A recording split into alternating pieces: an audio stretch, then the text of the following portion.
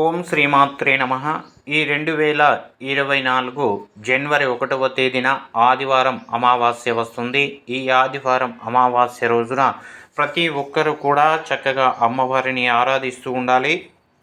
ఓం శ్రీమాత్రే నమ అనే మంత్రాన్ని పఠించడం ద్వారా అమ్మవారి యొక్క కరుణా కటాక్షాలు ఎల్లప్పుడూ మీపై ఉంటాయి. అలాగే ఈ రోజున అమ్మవారిని ఎర్రటి పూలతో పూజించడం, అలాగే ఈ రోజున అమ్మవారికి ఎర్రటి వస్తువులను అమ్మవారి పేరుపైన దానం ఇవ్వడం కూడా విశేషమైనటువంటి ఫలితాలను ఇస్తుంది. అలాగే ఈ రోజున చక్కగా సాయంకాలం సంధ్య వేళలో ఆవు నేతితో మట్టి ప్రమిదలో ఎర్రటి వత్తులు 5 వత్తులు వేసి చక్కగా దీపాన్ని వెలిగించండి. ఇంటిలో ఉన్నటువంటి నెగిటివ్ ఎనర్జీ అంతా కూడా పోతుంది.